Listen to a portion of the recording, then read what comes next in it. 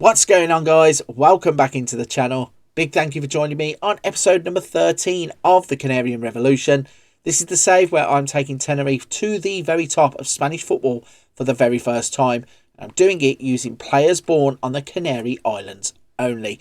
If you're up to date with the series, you will know that we are now about to start season number 4, move forward to the 8th of August 2027. If you're not completely up to date, quick recap from season 3. We would play our first season of Champions League football and do ourselves proud, get through to the knockout stage, and we would play against Paris Saint-Germain, where we would go out over 2 legs. And also, we would finish second in La Liga, pushing Real Madrid from a distance.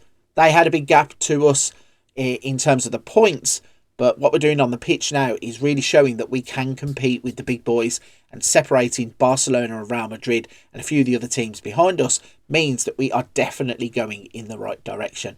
A few things that we're going to show you though before we get into season 4. Firstly, in this episode we're going to have 2 games, the first of which is Alaves to kick the brand new season off, and then we'll go further into the save and choose another game as we go along.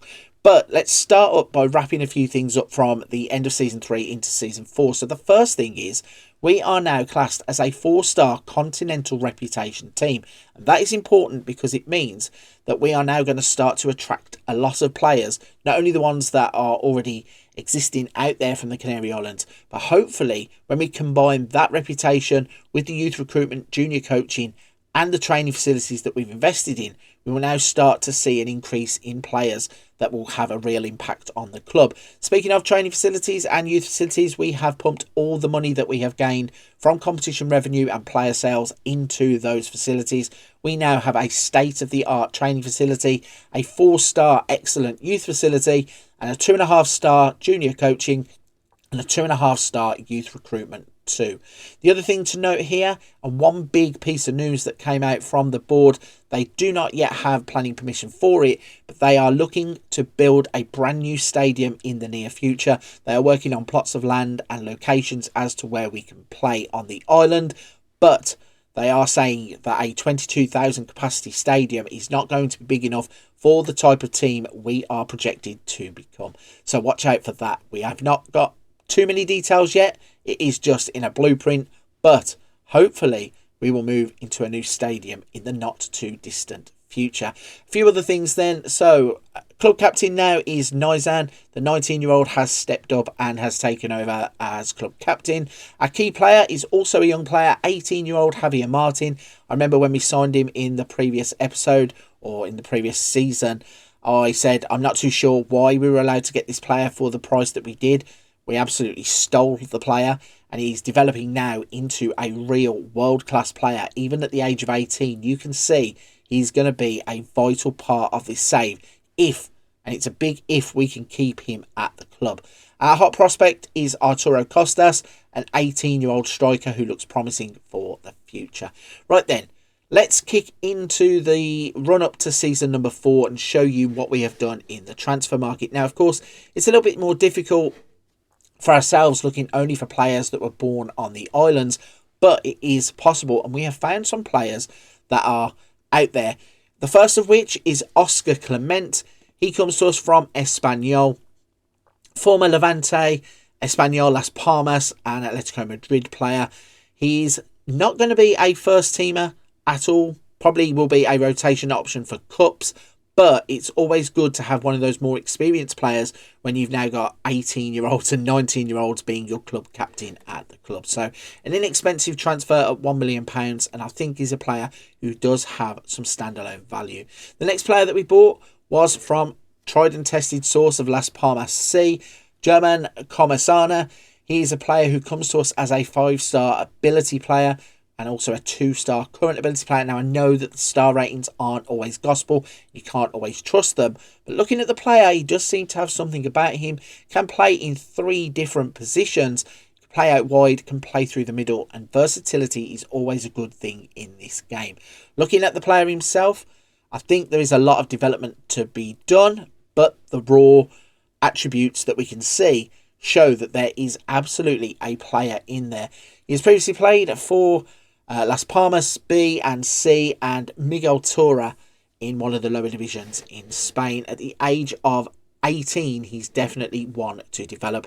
And the final player that we signed was another Las Palmas C player. We've paid £1.6 million for Jesus.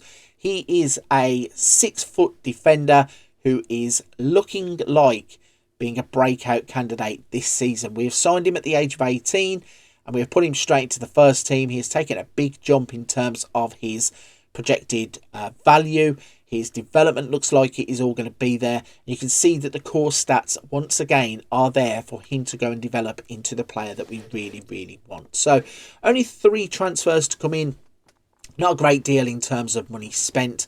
We have also been sending out youth players on loan. We have got a few new youth players that have come into the team from the under-19s or the B team. So watch out for them across the season. The final thing to have a look at is going into the new season. We have £79 million in the bank, £22 million available to us to spend, but it's difficult to find those players to spend the money on.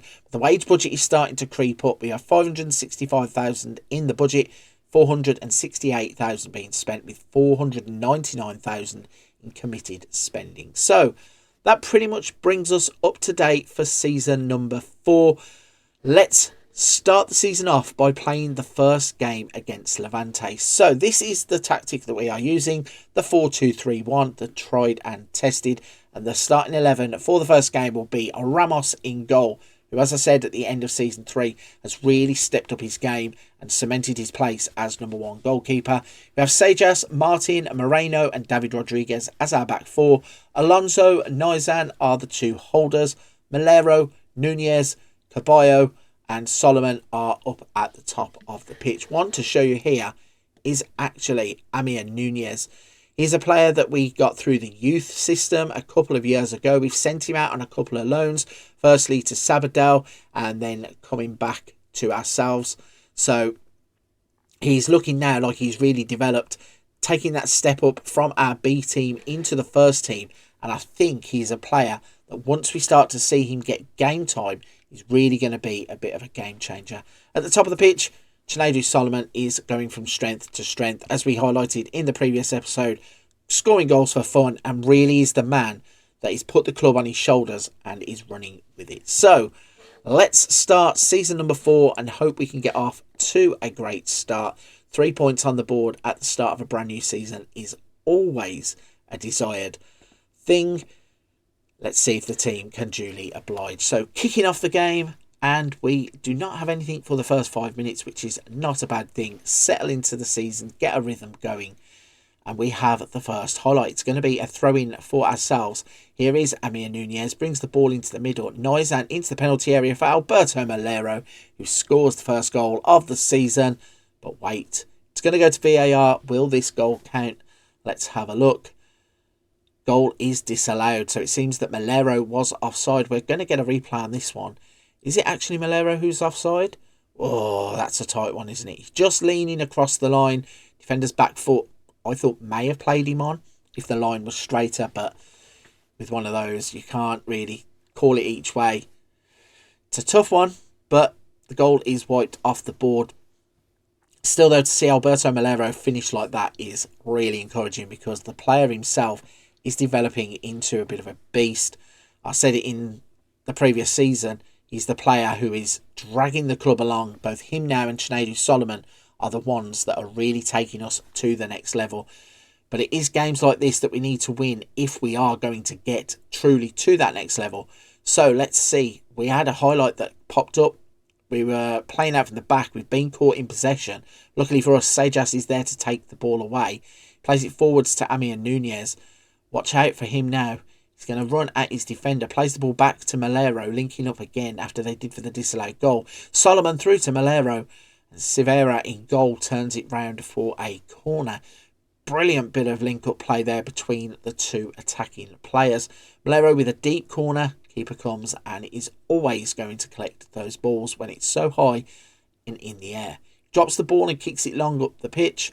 And the two players go for a header, but Sejas is going to come away with it.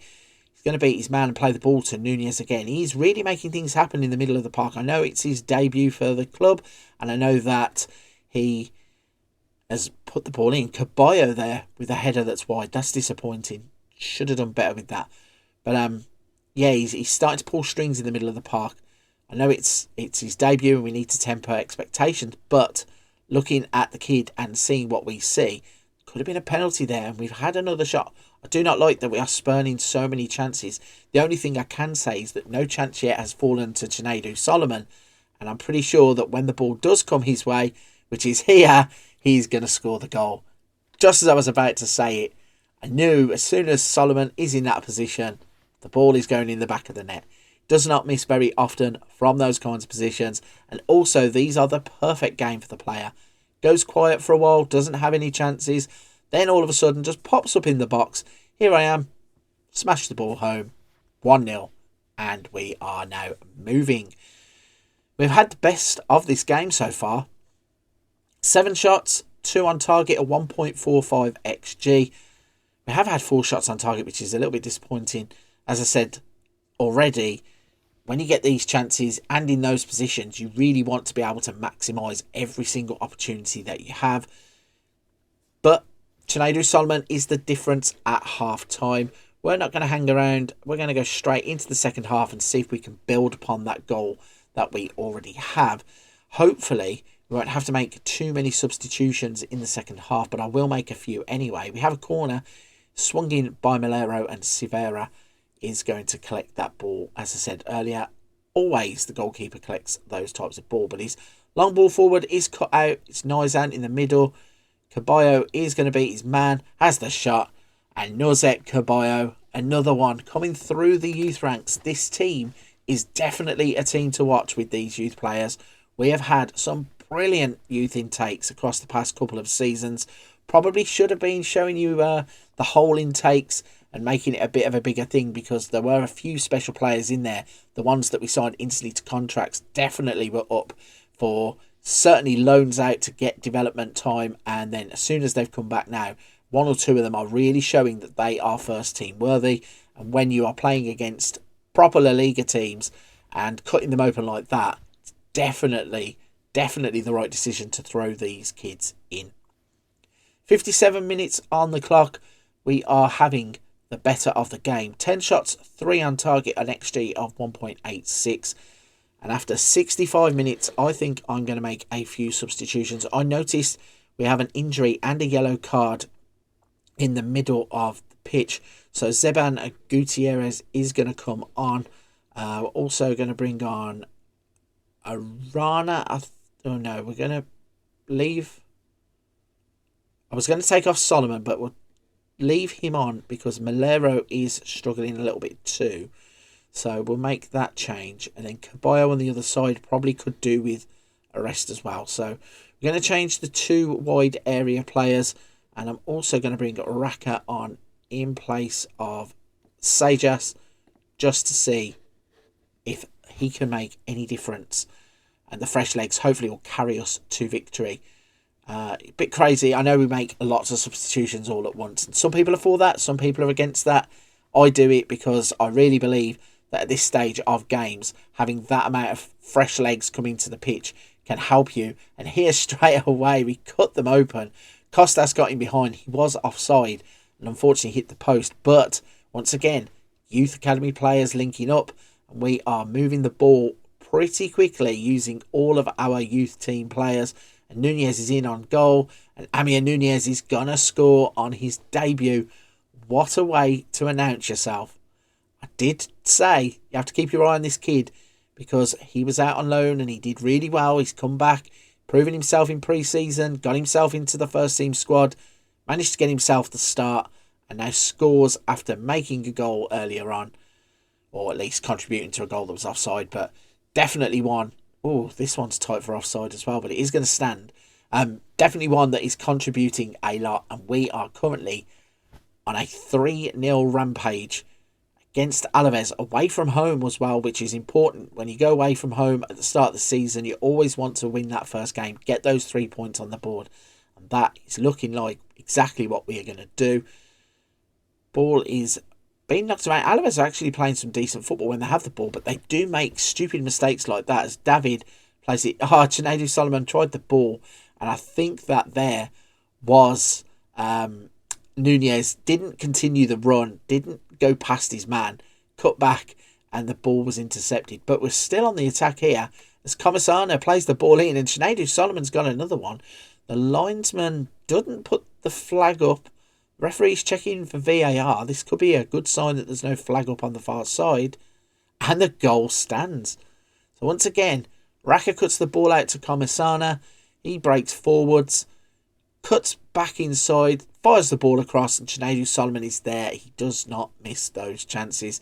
Quite ironically, I did look at subbing Solomon off, probably for the long term, but in hindsight, I'm so glad that I didn't, because that is a fantastic goal. He now has 2 on the day, and we are definitely going to be starting off with a victory. It's just a question of, do we score a few more, or do we start to take our foot off the gas and maybe let them back into the game? Hopefully it's the former and not the latter.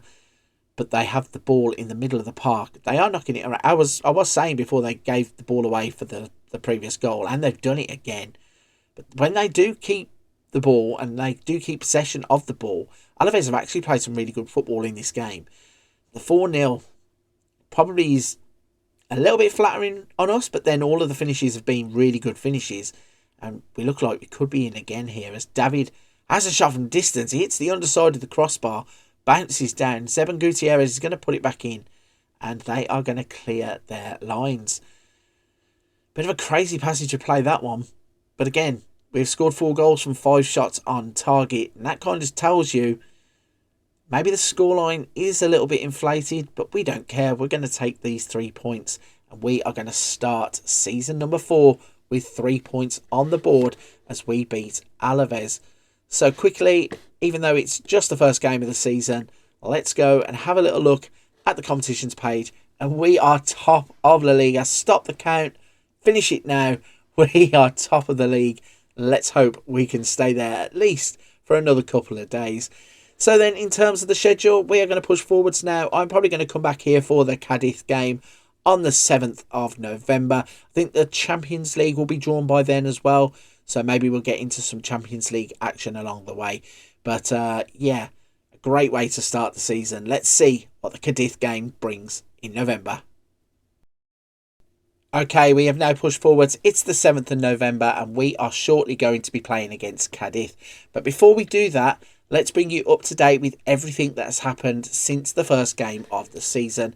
If we jump into the schedule, we can see that since the Alaves game, we have had some pretty impressive form. In the very next game, we would continue our goal-scoring exploits by putting 5 past Celta Vigo.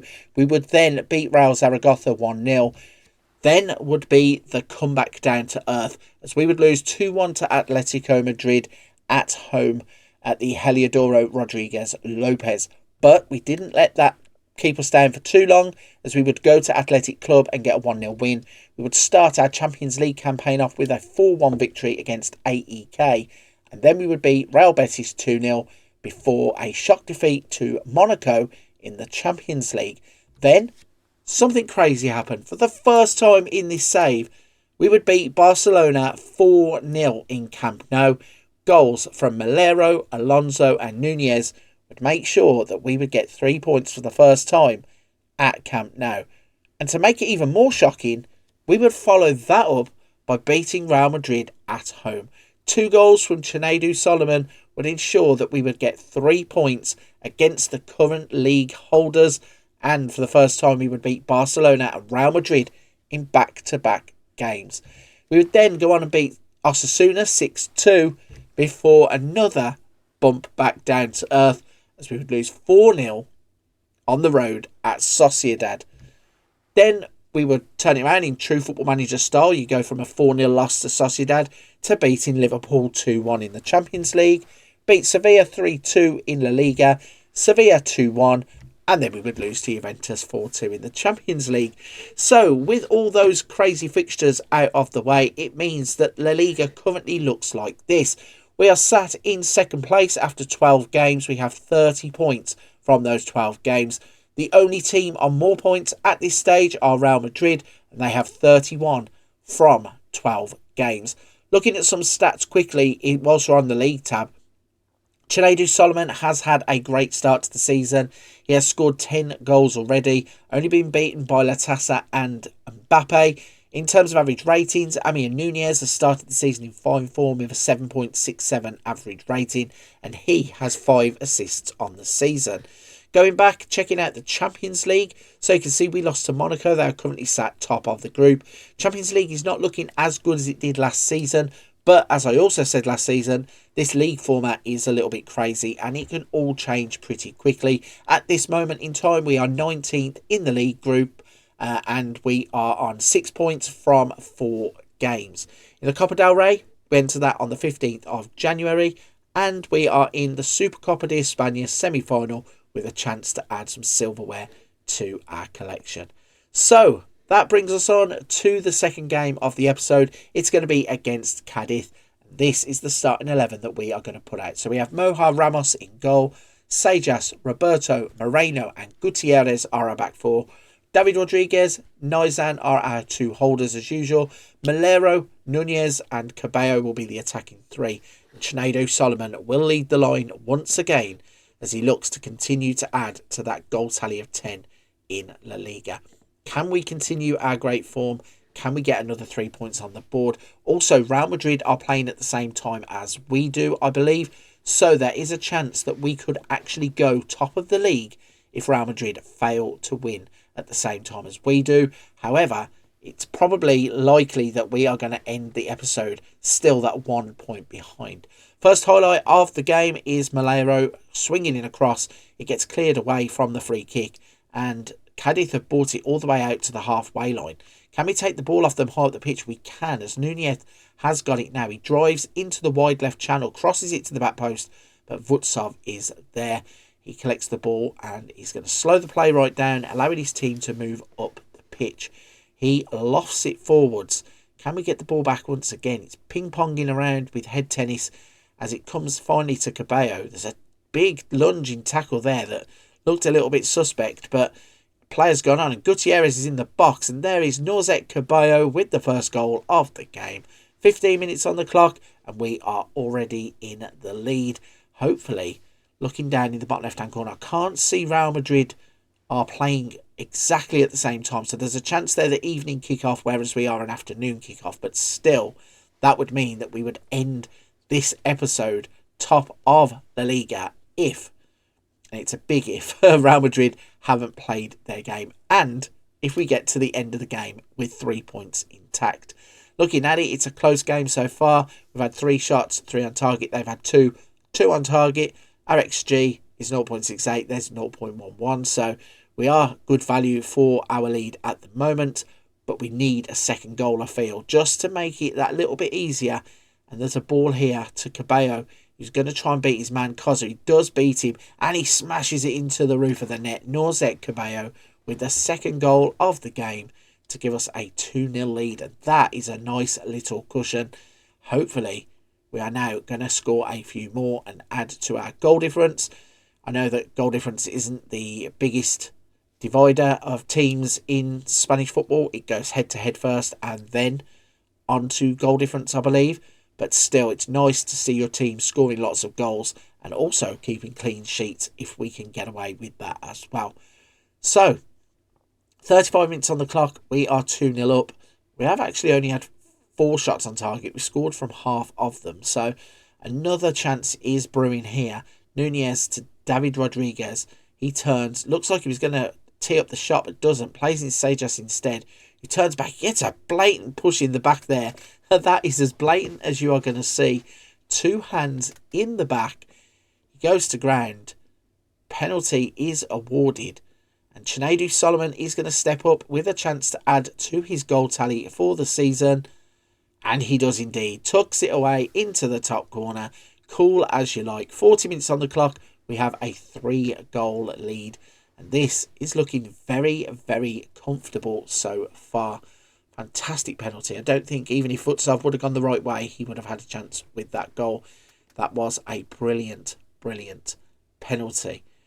So we are in at half-time. The score is 3-0 and the message is more of the same, please, lads. Let's get another couple of goals. Really make sure that this one is out of reach for today's opposition. But instead, we do the exact opposite.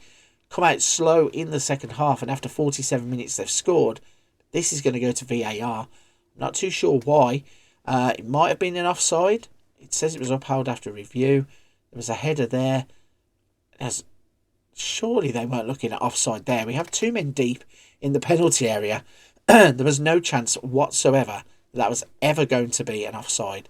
So if it was for that, that is just silly. But still, we have work to do once again. 3-1 in the game.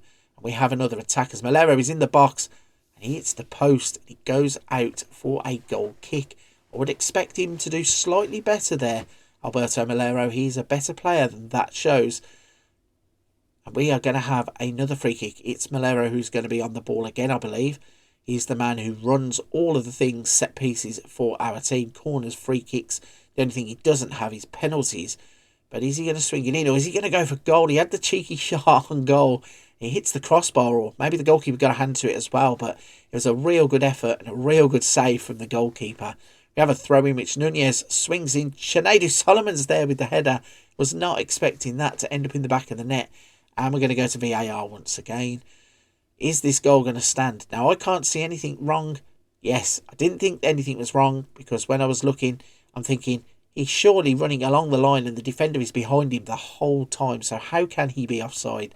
Sure enough, even though it was a tight offside, as they say in this game, it wasn't really. There's a good chunk of green in between those two players. Jese Solomon makes no mistake from there. And we are on the rampage once again. But it's Spence who brings the ball away to Bolivar. What is he going to do with it? He plays it back to Spence. I wonder if that is Jed Spence. Formerly of Notts Forest and Tottenham. And oh my gosh, what have we done? What have we just done? So worried about Jed Spence getting into the box that when we get the ball... I mean, first of all, it's a dreadful tackle anyway. Luckily not to give a penalty away. And then CJ blasts the ball away. It's hit Brian in the head. And it's ended up in the back of the net. And it's now 4-2. And once again, even with a 2-goal cushion, things are starting to get a little bit tetchy. As Cadiz are now pouring it on. Which is interesting because at first they were a quite defensive team. And it didn't look like they were going to come out. And as we've scored goals, they have now started to really come out of their shell and playing some really good football. I'm going to make some changes just to see if we can get some fresh legs onto the pitch. The first player who's going to come on is Comasana. We're going to bring off Moleiro, give him a little bit of a rest. Perdomo can also come on in place of Amian Nunez, who's played a lot of games recently. And we're going to bring on Eduardo Elias in place of Gutierrez, just to give us some fresh legs in defence. So let's see. Can we see the game out? Can we add another goal? That would be the best thing. There's still only 70 minutes on the clock. And another goal here would really make this a comfortable scoreline once again. Especially with the way, as I said, Cadiz came out all guns blazing in the second half. And have really put themselves forward. Whereas they didn't tend to do that in the first half. And they sat back and we punished them for it. Now they are starting to see that they can get up the pitch and score goals. We have a duty though now to kill this game off and hopefully get out with the 3 points. Noizan plays it forward, but given the ball away again, we've all of a sudden become sloppy in possession and cannot retain when we are in these highlights. But Comasana's done really well there to come back and get the ball. Cabello plays it backwards. We're going all the way back to the goalkeeper with 6 minutes left on the clock. We need to be pushing forwards. We need to be getting some kind of penetration in behind. And once again, we give the ball away. But Perdomo's found Comasana. And Comasana is going to score. But once again, the ref has his hand to his ear. He's getting fed a line from VAR. Is this one going to count? No, it's not. Disallowed. And it looks there like it's Perdomo. So when Perdomo plays the ball, he's marginally. That line was so tight, it was purple, not red or blue. So bit disappointed to see his goal chalked off. Comasana has done really well since he's come on, and he's a player that we are looking to develop. So I really would have liked him to have got that on the board. But we may have another chance here as Perdomo works the ball, plays it out wide to David Rodriguez, cuts back into the box. Is he going to release the shot? He's not, but Noizan is, and it lands on the roof of the net, and it is out for a goal kick. Luckily, we are down to the final seconds of the game, and we are going to win. We're going to get 3 points to round out the episode. Let's take us back to the competitions tab and have a little look at what happened with Real Madrid. So no, they have not played yet. So they are on 12 games. They are on 31 points. We are on 33 points. So hopefully, when we come back, that gap can retain. I'm joking. I don't expect that to happen at all. I expect Real Madrid to win their game in hand, and then we will go neck for neck. We are going to try and win as many games as we possibly can to keep the pressure on them. So looking at the schedule to see where we can come back then, I think we're going to probably come back around the 2nd of January. We'll do Leganes if that game is there. Supercopa España is there, but also the Copa del Rey will kick off in and around here somewhere. So maybe the game will get moved. If not, we'll be back on the 2nd of January, sorry. If not, maybe we'll come back for the Rayo Vallecano game on the 12th instead. And then we'll probably push forwards and maybe even see if we can repeat the trick against Barcelona later on in the season. Right then, that is going to be it for today's episode. We have had 2 fantastic games to start off season number 4. We have had a victory against Alaves, a victory against Cadiz. We are currently top of the league. Can we finally do it? Can we win La Liga in the 27-28 season? It would be absolutely fantastic to get us to the top of Spanish football. There's a long way to go. If you want to find out what happens, you're going to have to come back. Also, don't forget to hit the like button on this video, subscribe to the channel, and I'll see you on another episode very soon.